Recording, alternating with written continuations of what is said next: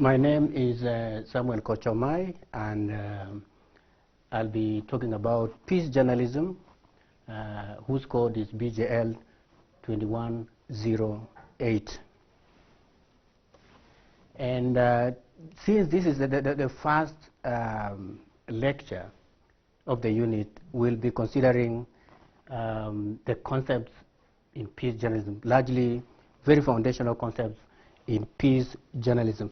But to look at the entire sequence of this lecture this semester, we'll begin with the first topic, which is key terms. We'll look at these foundational concepts: conflict, peace, war journalism, and peace journalism. And then later on, all those others are going to follow. And so our focus today, we want to look at these particular concepts.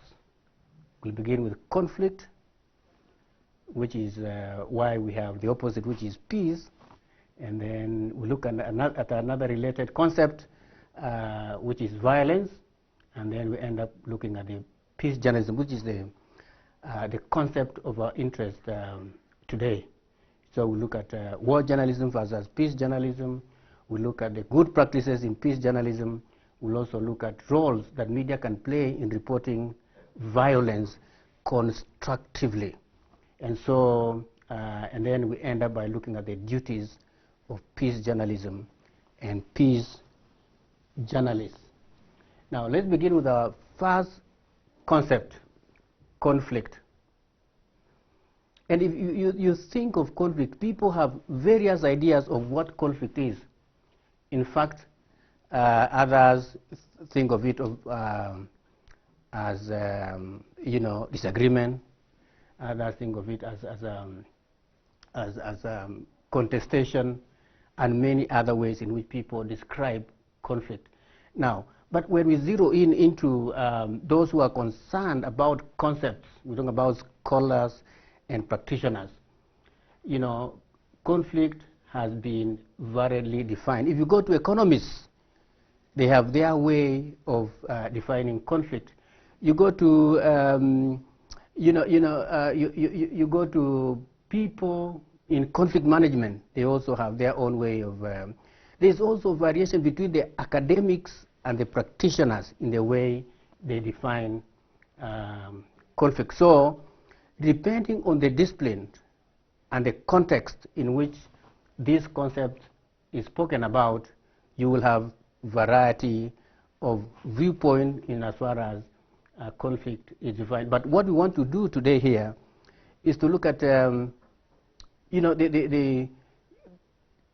definition that seems to capture or at least provide a common denominator of what conflict should be. And so we want to borrow the definition by Adler and Town of 1992 in that publication, page 59, which says conflict is an expressed struggle between at least two interdependent parties who pursue incompatible goals, scarce rewards, and interference from the other party or parties in achieving their goals. We want to focus on a few, look at a few parts of that definition. First, expressed struggle. There must be that perception of expressed struggle among the parties involved, whether sometimes that is perceived or real, but there must be that perception of both parties that there is an expressed struggle. And it has to have at least two parties, if not more, to make it a conflict. And why is this expressed struggle? Because of pursuing incompatible goals, or could be scarce rewards. If you simplify into small context, say organizational setting, you talk about people jostling for promotion into and what they do sometimes is they cut each other. So there's that incompatible goals. One person has to be promoted, not two, not three, And therefore, there's that everyone wants it, and therefore that's how it becomes incompatible. And then these parties cut each other, they interfere with each other in the process of pursuing those goals. So ideally, if we look at that definition, we can actually say we can sieve out or we can distill some characteristics that define what conflict is. And one of them is that two parties must be involved. These parties may be individuals, it could be groups, could be nations, could be institutions. And so there must be at least two parties. That suggests that there could be more parties.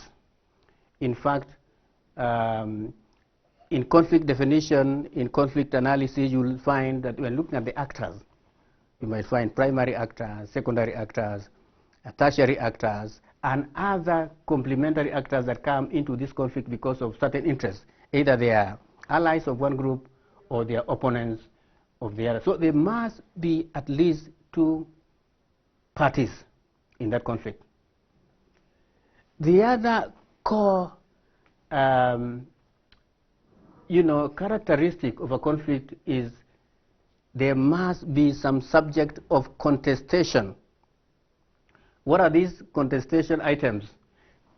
These contestation items could be goals, rewards, interests, could be attitudes, could be needs, and longer lists can be drawn based on that. But there must be some subject of contestation.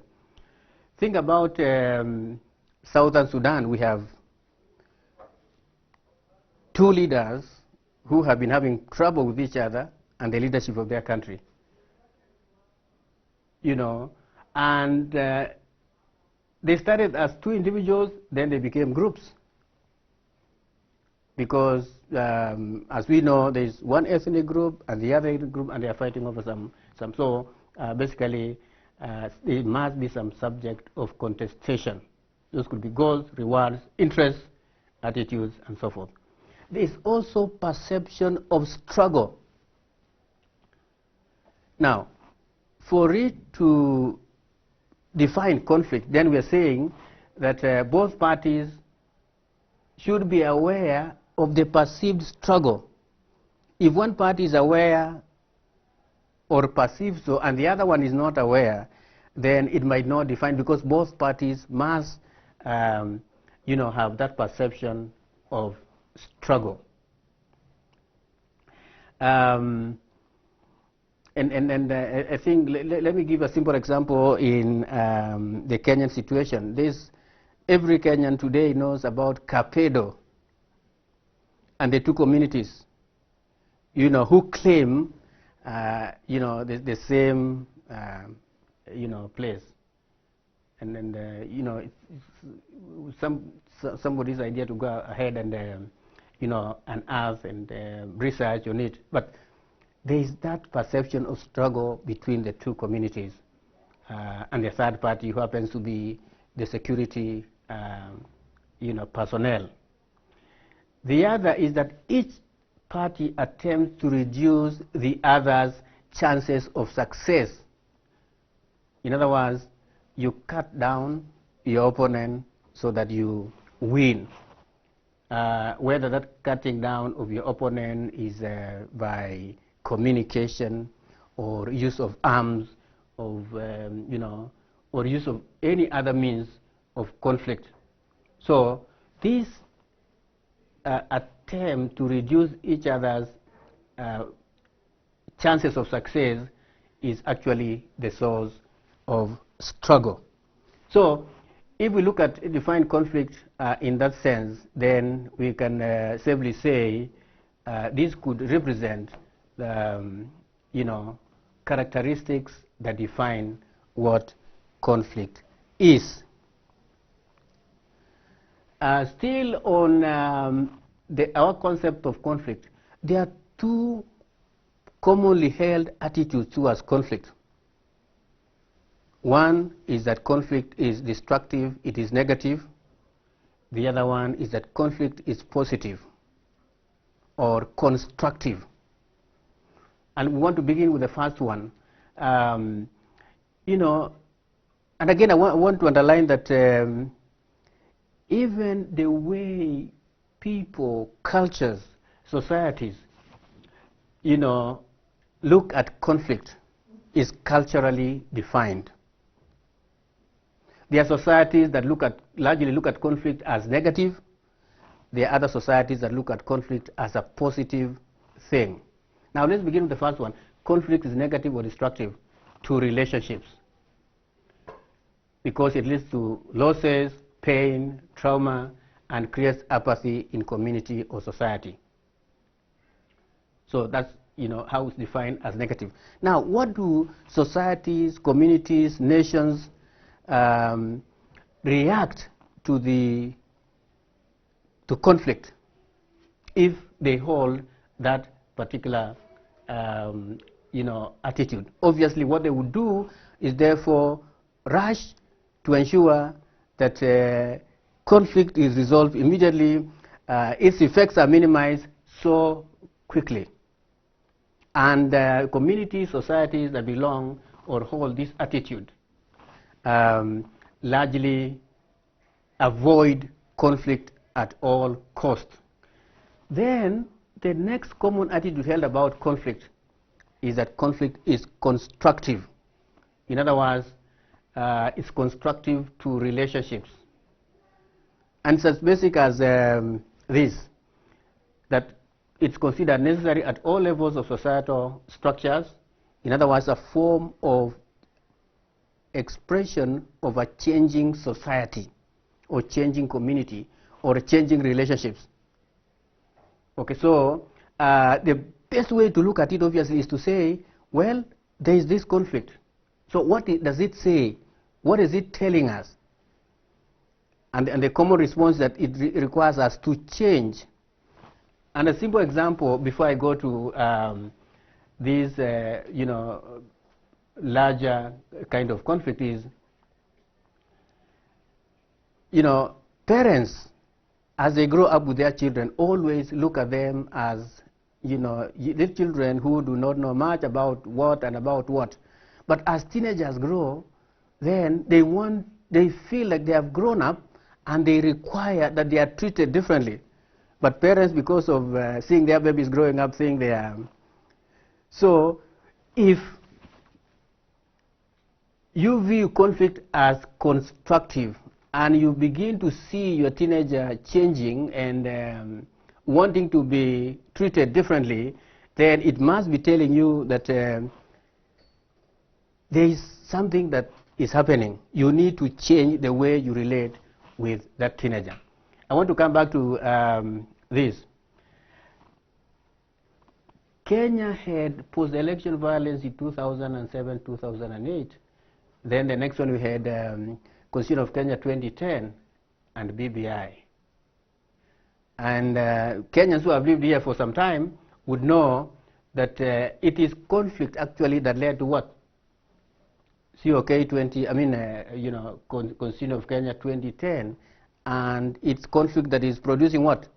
BBI, conflict that is producing BBI. And I want to pose this question. In your observation, what do you think is the dominant attitude that our government holds in regard to these two attitudes? Does it view conflict as constructive, or rather as destructive, or constructive? The best way to look at that question is to see how government reacts to conflict issues. That is going to be a pointer to you to show you that indeed this is how the government views conflict. You can also pose this question to yourself: which attitude do you think you hold? Which attitude do you think your cultural group holds? You know, which attitude do you think, for example, your society holds in regard to conflict? And like I said earlier, the attitude they hold reflects the response or the interventions that that particular society, government, state can take in responding to conflicts. So, so we've looked at the two common attitudes. The next thing we want to look at is levels of conflict. And I want to note that conflict is present at all levels of society, almost at all times. Now, it's present at all levels, at all time. And therefore, that suggests that the best that we can do to a conflict, or rather, in dealing with conflict, is that we cannot avoid it or even suppress it. It actually requires that we acknowledge, then we manage, then transform it into a force of positive change. That brings you the concept that is used by people in practice and academics in conflict transformation. That conflict, it's good to acknowledge that it exists, then you manage and then transform that negative force into a positive force for social change in society. So that's a fact. Conflict is present all the time at all levels of society, as we are going to look at the various levels. So conflict is present in all levels of societies, from intrapersonal, that's within self. In other words, the suggestion that an individual can have conflict with him or herself. And many people face challenges when making particular decisions, long life decisions, like career transforming decisions. You have been a professional, a career academic, and then you go to politics, where nobody respects you, no care, no what. Or you are, well accomplished, career person. You've gone all the top, and then you decide, like I said, you go to pastoral work, you become a pastor. Those are decisions that people fight. You can be within you. You can fight with yourself. And then the second level, that stage at which conflict occurs, is family. So family can be defined as, family rather constitutes spouses who are also parents. They are also children. In African context, you have all the in-laws in it. So conflict can happen at that level. And you note, because we read newspapers all the time, we watch news, that family property of late has become a very serious matter, where individuals really, kill their parents or some of the relatives so that they can stay with the property once those other people have gone. The third level is the interclan conflict, interclan level. And it's very common. Somalia is very popular with the interclan conflict. Most northeastern communities, I know of those other two, largely because they own land based on clans. And so one clan attempts to encroach to another, or perceived to be encroaching into another, and there is emergence of escalation because of that. That is interclan. And note, in many Kenyan societies, I think in Somalia and I think Ethiopia, the clan factor is very much, in force, because sometimes, regional leaders agree and say this is the person based on the clans and so forth. Then we come to conflicts between community groups and external organizations. Community groups and external organizations. We talk about there are many examples. Let's talk about mining in the coast. The people in the coast versus the companies that are mining. There are always conflict, and that's not that place alone. Counties that have, for example, counties that do have conservancies wildlife conservancy, there's always, the conflict between the managers of those conservancies versus the communities that live around there, all about land and land resources. So that is, and then we have inter-ethnic conflicts. There is a very sad story in Africa, which is quite documented, the Rwanda genocide of 1990s, where you had Tutsis and Hutus kill each other massively. In Kenya, we have a very common inter-ethnic conflict called cattle rustling. One community comes and raises cattle from other, and so forth. And then, of course, a larger one, which is international conflict. Earlier on, we had America versus Iraq. Okay, there was some few skirmishes of conflict between Rwanda and DRC a while ago, and so those become some kind of so basically what I want to underscore is that conflict is present at all levels of society, and like we said earlier, the best way to look at it is to acknowledge, manage, and transform into social the forces of social change. So what are the sources of conflicts? And according to Lumsden and Lumsden, Crowley, 1996, 1993, they list the following as sources of conflict. One being disruption of traditional economies. Not only traditional economies, disruption of also cultural, social, and political systems. Now, why is disruption of these facets of society a source of conflict? Because those who hold power within those facets of society want to maintain status quo. So if you disrupt, they are losers and they have to fight back, whether that is traditional economies, cultural, social, and political systems. And I want to say 1990s, transforming from one-party system to multi-party system required that Kenyans had to go to the streets, fight for, democracy until the late President Moi yielded and repealed Section 2A, which opened up, Kenya into, multi-party state. That was actually the disruption of what? Political system. But there were a number of things that happened then. There was 1992 election violence and so forth. So political violence and so forth. Number two, structural inequalities. Income, this structural inequality could be income, political, resource, distribution.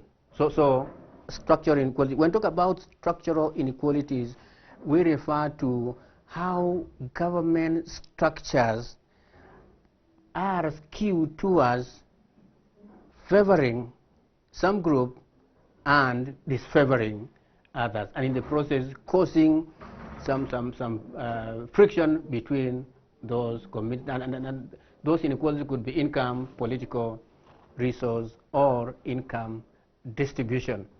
And that's why many analysts are really noting that the debate we have in Kenya right now is more problematic, because it's talking about, seems to talk about income as well as political inequalities. The third source of conflict is fear of change.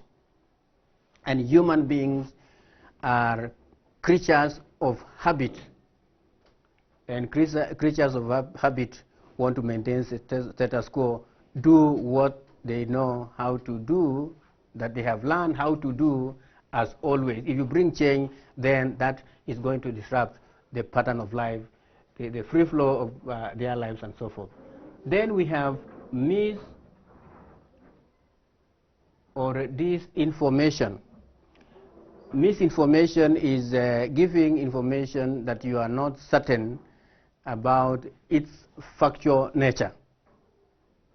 So misinformation is where, you know, certain information is supplied, but the supply of that information does not know the factual nature of the information. So it is not intentional that the person or the media or whatever it is wanted to mislead. On the other hand, this information is intentional deception. The person supplying the information or giving the information indeed knows that information is not factual, is not true, and therefore decides to use that information to just mislead the audience that are supposed to consume that information. Insufficient resources, which ties up again with income, is another source of many analysts, people who talk about, discuss issues of the inter-ethnic conflict we called cat rustling earlier, tend to say it's because of shortage of pasture, shortage of resources like water and so forth, that, you know, they could be right, because that attempt to explain by use of insufficient resources for this livestock. And then competition for power. You're talking about politics here. Politics, of course, has to do with who has power, who holds power, who has power to share that power, and so forth. So, so who has power? That you have to compete for. And our Kenyan elections always brings us to very sad situation every campaign period, because the competitors by all means want to hold some group and lead them to vote them for irrespective. So each group is going to persuade, you know, sometimes, you know, giving them half facts and so forth, because of the competition power. Then we talk about values, attitudes, beliefs, and ethical choices. That these may, and I want to pick one. One source of conflict, which is beliefs. Beliefs refers basically to what you hold to be true, whether it is factually true or not, but what you hold to be true. In 2007-2008, supporters of, I think, was it ODM party? I think ODM party, you know, were so annoyed that their election was stolen, and they were angry. And because they believed they won. There are also other beliefs, like religious beliefs, which are very, very, you know, sometimes very controversial and sometimes very contradictory to in certain contexts. Okay, because one group believes otherwise, the other one has the opposite belief of the same. So these are some of the sources. The list is not entirely complete, but these are some of the sources of conflict. Good. So let's move on and look at the conflict cycle, and let's observe that conflicts do not just burst like an explosive. It has a path that it follows. You know, it develops through various phases, and so if the leadership, the community, the society is observant, the media is observant, they will notice that indeed there is a simmering signs of conflict in certain relationship, and therefore they are able to highlight it early, and you know, policymakers, leaders, you know, the communities can come up and address that conflict. So it does not just, you know, explode. It follows certain stages. So many conflicts pass through this series of stages, and we're going to use Brahms' model to try to, describe the stages through which conflict go through. But I must note that although this is a linear process, conflicts do not, in real sense, follow a linear process. It can go back and forth. It can stay in one stage longer than the other. It can, go towards the end and then, bounce back to the beginning. Ideally, that must be noted. Conflict is not entirely linear the way this particular model attempts to describe. Let's begin with the first one, latent conflict. Latent conflict. At this stage, the visible symptoms or signs of conflict are not evident. It's not evident. But you can hear some complaints of some sort, but it's not elaborate. And then if that is not noticed and not addressed, then it slides to the next stage, which is conflict emergence. And here, they talk about the issue, the complaints become elaborate, they become louder, people begin to take, sides, contestations become open, but, so far there's no violence.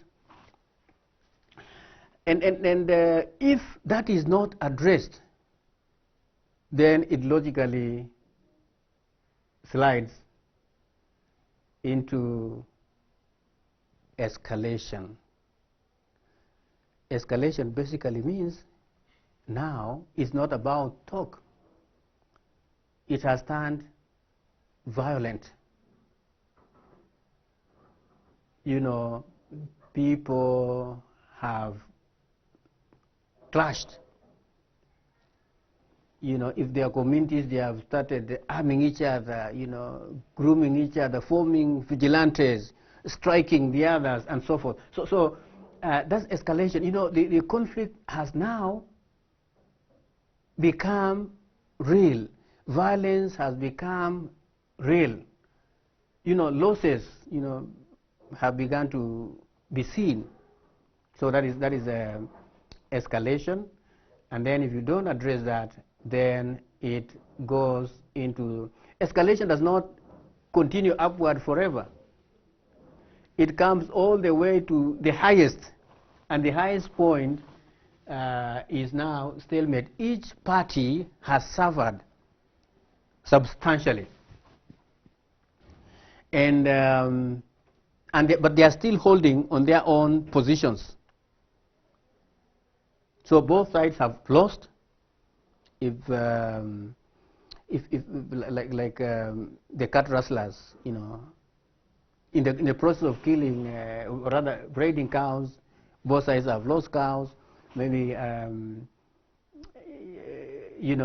lives have lost as well. Resources like food and whatever may have been destroyed and so forth. So at that point, there is no real violence going on. But now it's like somebody was calling it standstill position. Okay, nobody wants to take step backwards to go to peace, and nobody wants to move forward. So that is stalemate. And I think Brahms' model refers to it as hurting stalemate. Then you go to, of course, just the way we're saying, conflict does not just explode. It follows a path. And at stalemate stage, as we'll notice later on, at stalemate stage, now maybe third parties may start coming in to go and meet the other groups, the parties, and tell them, hey, can we try something? Can we have all lost, both of you have lost. Can we agree on this and this? And then perhaps, in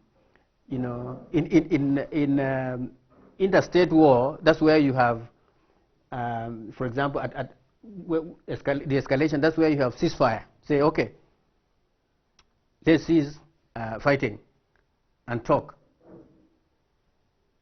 Okay.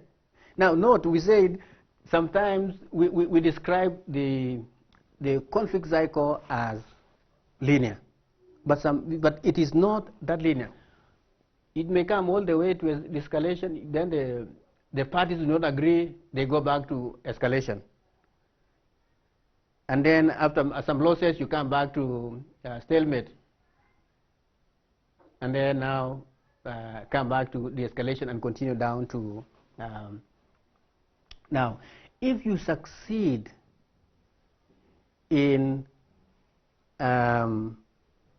agreeing on some fundamentals, if the parties agree on some fundamentals, let's ceasefire, let's talk, and then they have isolated the issues. Issue 1 is this one, issue 2 is this one, issue 3 is this one. Then you might end up in settlement. Settlement essentially says, now you did this to us, that group did that to us, and therefore we are both losers, so what we are going to do is this. This should be done, this should be done, and then that is agreeable. And settlement may also is considered a resolution. And from there, you can now move on to post-conflict peace building and reconciliation. Post-conflict peace building. It means you have resolved the conflict, but now you have to make peace with each other so that you don't go back to where you are. And ideally, one important practice that should take place so that you can have sustainable peace in the end is the reconciliation process. And reconciliation is just but accepting the fact that it happened. If people were killed, they were killed. If losses were made, they were, made. There's nothing that the community or society can do to bring those who have died back, or the property, that maybe find a way of supporting those who lost. And supporting those who have lost is perhaps a post-conflict peace building, like we did in the PEV victims were compensated by the government of Kenya. So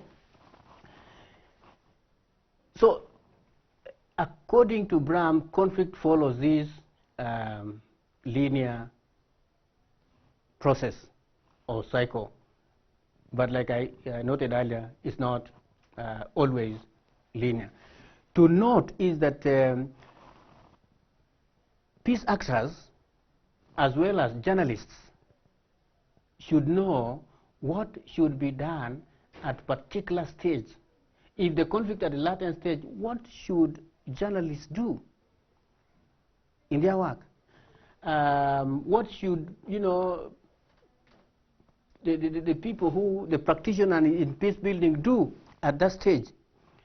And so respective conflict interventions are applied at each stage, but also particular conflict actors are more important and more relevant in their contribution in addressing conflict at various places. Okay? It's like if you come to reconciliation here, you might need community leaders, religious leaders. They are more instrumental in helping people, and psychologists in helping people accept the facts of life, of what happened in the conflict. So our concept number 2, we were dealing with concept number 1, which was conflict, and we've looked at a number of things, ending up with the cycle. Let's look at violence. I have isolated violence here because although it is an indicator of conflict, I have isolated it because it is fundamental. There are some concepts here that are necessary for us, especially giving background to potential peace journalists. So what is violence? Violence is basically an act of aggression, whether that act is physical or non-physical. Many people who commonly use the word violence tend to think of it in the physical sense, but there is also non-physical sense of violence. And so, what is the responsibility of journalists in covering violence? It requires that journalist must have clear understanding of what violence is. So violence has been classified into the following: direct violence, cultural violence, and structural violence. So direct violence is is very common one, like hitting at someone, shooting, beating up someone, rape, and so forth. That's direct violence. Okay. Cultural violence, if you think of things like hate speech, xenophobia, religious justification for war, all those represent what we call cultural violence. This is it, that it is culturally justified that you have to dislike people, or even kill people, or even enslave people who are not same as you are or belong to your cultural group. Okay? So hate speech is one of those. Xenophobia is one of those. And then the religious justifications for war. So all those are cultural violence. If anyone has suffered any of these, that person has been subjected to cultural violence, which is non-physical violence. Third is the structural violence: apartheid, colonialism, occupation, marginalization. Let me talk about occupation. Occupations. You know, in 1960s, American women were not allowed to vote. Until recently, you know, at the top of our military ranks, we've not had women. That is structural violence. That is structural violence.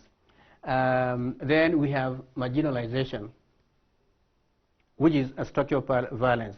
We're saying structural violence is where a government system, a societal system discriminates or uses policies and laws that discriminate against a particular group in that society. Like I say, whether women, whether people with disabilities, whether people of a particular region. Like the sessional paper of 1965 declared that, rather gave attention to promoting development in agricultural potential areas, urban centers, and that's how pastoralists were left in the marginals up to today because of that policy. Had they, for example, say, let's you know, finance every part of Kenya and their economies to grow uniformly, then perhaps we won't have that particular problem of marginalization. So structural violence includes all those types of actions or against a group within a society. Concept number 3 is peace. And one Fisher defined peace as the absence of violence in all of its forms and the presence of mutually beneficial cooperation and mutual learning. Now, the Fisher's definition is what we will call later on positive peace, although we are going to come to that later on. So, it's the absence of violence in all of its forms. Remember, we looked at 3 forms: direct violence, cultural violence, and structural violence. So if there is absence of violence in all those forms, then you can claim there is peace. And I say that particular peace is what they call positive peace. And our human needs, like our survival needs, economic well-being, freedom, and our identity needs can be threatened by the forms of violence we identified above. They can be threatened. Okay? So all those needs can be threatened by those forms of violence. However, peace occurs with the absence of violence. Now, if there is peace because of just absence of violence, that is what we call negative peace. But if there is both the absence of violence, but there is also the presence of activities to bring relief for the past violences and to prevent violence in future, then that is positive peace. So positive peace must meet these two components. There's violence of all forms is no longer there, but there's also plan, program that requires that you address or put in place to address the conflict issues in future. That's when you will have positive peace. Very important to note those two concepts because they are going to occur later as we move on. Our concept number 4 for our discussion today is peace journalism. But before we talk about peace journalism, let's consider some facts about conventional war reporting. You know, the way media reports war, conventional or traditional, the way they do their work of reporting war. One fact is that even amid war, there are always signs of civil society activity, of development, of hope, of peace. Even when there is conflict, there are peacemakers within it. There are individuals, there are groups who are pursuing peace when other parties are pursuing war. So that's one fact. But the problem with that is that these groups in conventional war reporting are not captured in their news or whatever analysis they do. Fact number 2, while it is the journalist's duty, training, and natural instinct to report factions in a conflict, we are saying it is important that that journalist must also look at the broader interests of the society. Okay, because these journalists may be part of this society. Fact number 3, there is very rarely 100% pro-war bloc in a country, which goes back to, similar to number 1, like when there's conflict in a society, it's not that every person in society, in that society, is pro-war. Okay, but rarely do the traditional media or rather, conventional reporting of war focus on, those blocs that do not support war, that do not rally for war, and so forth. Fact number 4. Since conventional war reporting is based on zero-sum means there is a loser and a gainer. There is no in-between. So inevitably what it does is that extremists get more coverage than the moderates, than those who are, pursuing peace, and so forth. You only pick the radicals, the two top protagonists, and that becomes a problem because whatever gets out there becomes that it's in complete chaos. But had they, come and say, yeah, there's something going on about this group talking to this group, and therefore agreeing on 1, 2, 3, then perhaps that can de-escalate the conflict. And then fact number 5, once war ends, the international rat packs departs and coverage of a country which had been in crisis falls off, creating the impression that we are in a world that is in war. So that is, and that's why we're saying, because of these facts, that is why there are some of the observations that are inspired peace. These facts, that there is a gap. There are people who have been ignored that would change, perhaps the pattern and the trajectory of conflict, and that's why peace journalism came into being. And there are a number of definitions for peace journalism, but one important scholar to remember is John Galtung, who coined the term peace journalism in his 1960-1970 publications.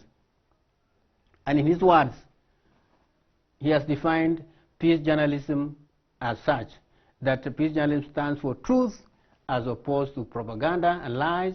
Truthful journalism being, as mentioned, one aspect in peace. It is not investigative journalism in the essence of only uncovering lies on one side. The truth aspect in peace journalism holds for all sides, just like exploration of conflict formation and giving voice to all. That is Galtung 2002. And so you talk about peace journalism, you cannot ignore Galtung. Galtung is the father of peace journalism. Now, I want to pick the fourth definition, that it is journalism that gives voice to the voiceless, focuses on the invisible effects of violence, like trauma, damage to social structures, and aims to expose untruth on all sides and attempts to arrive at a solution to the conflict. See, the goal of peace journalism is not just to report facts, but to arrive at a solution to a conflict.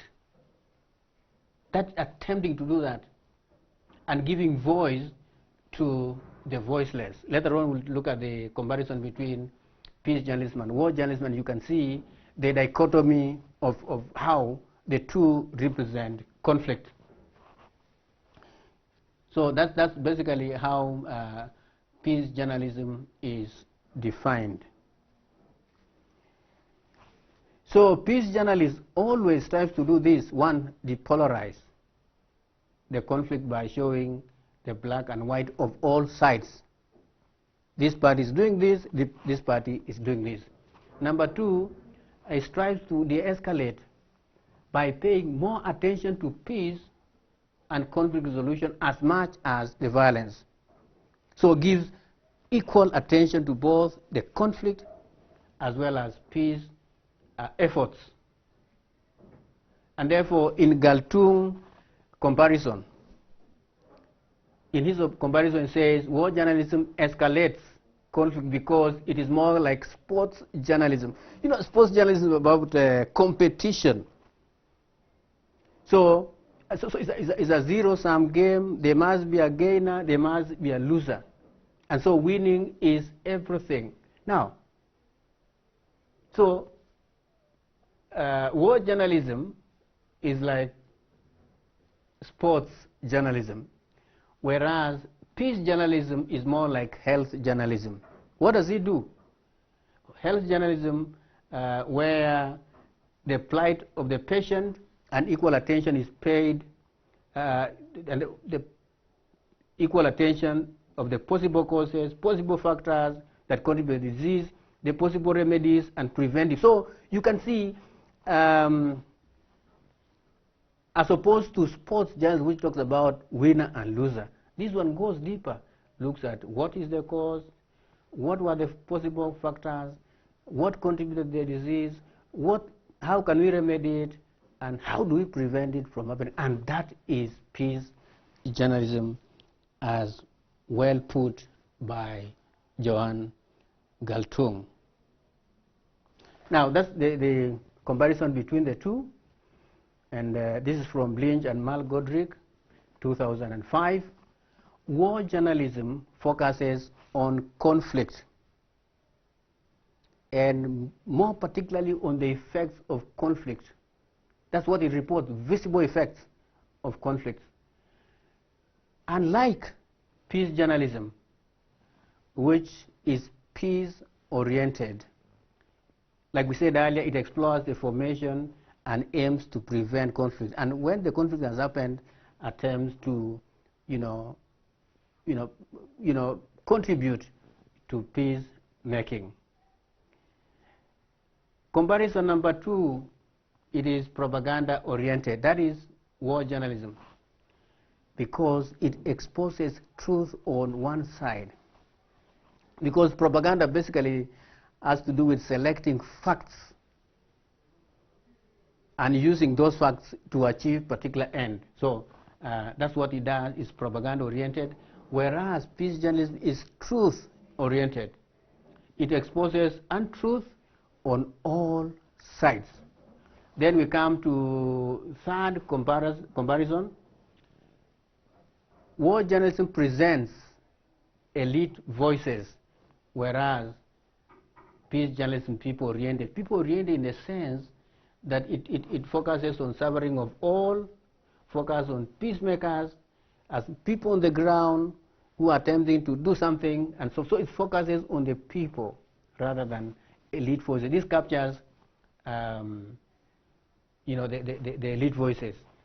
Like you see, the traditional media, of course, focus on elite voices. You look at, in this BBI discussion,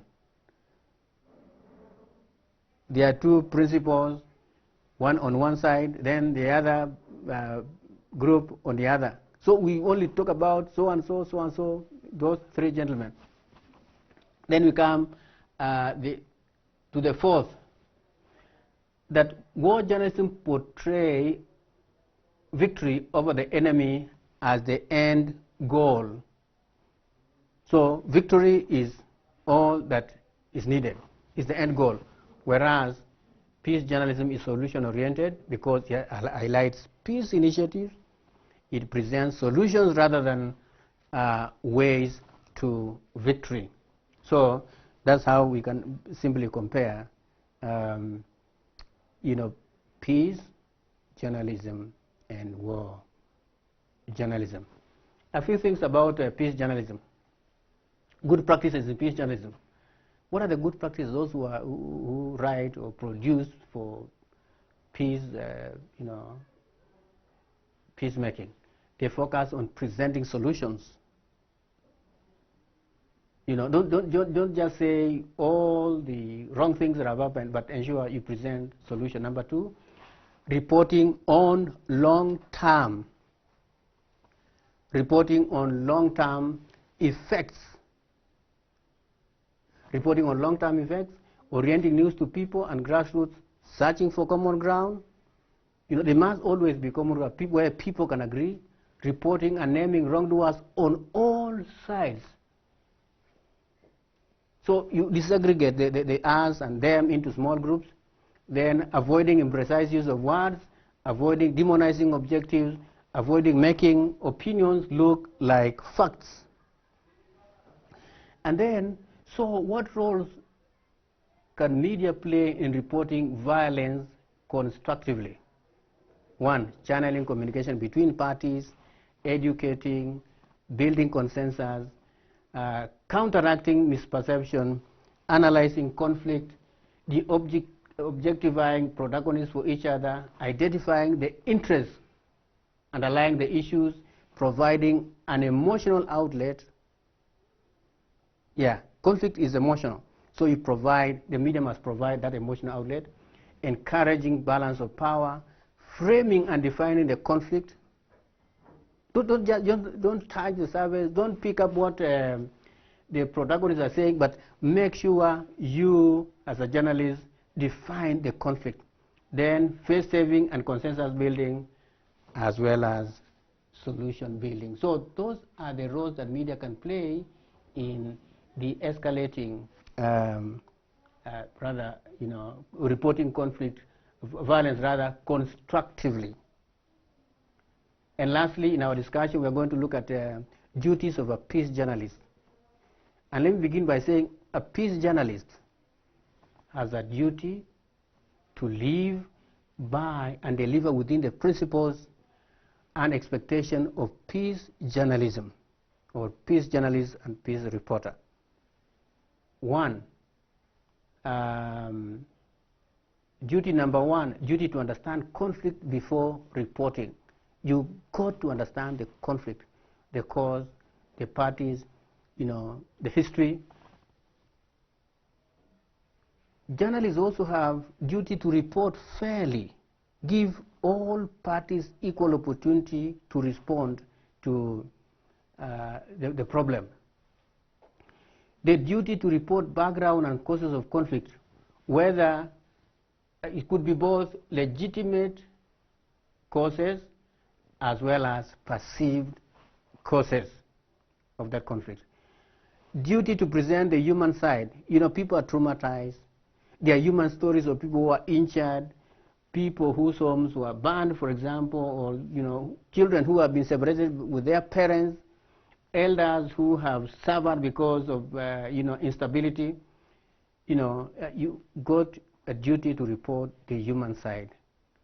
Then duty to report on all efforts, all peace efforts. That is fundamental, because that's what makes peace journalism peace journalism. Duty to report on peace efforts. What is happening on grassroots? Who is doing what on towards obtaining peace? And lastly, to recognize our influence as a journalist. That the power of a journalist to frame and communicate particular story is fundamental, because it can crush that society or mend that crushed society. And so, as I conclude, therefore, I want to say that today we looked at key concepts, 4 key concepts of peace journalism, and a number of concepts that related concepts that relate broadly to this concept that we have talked about. Thank you very much.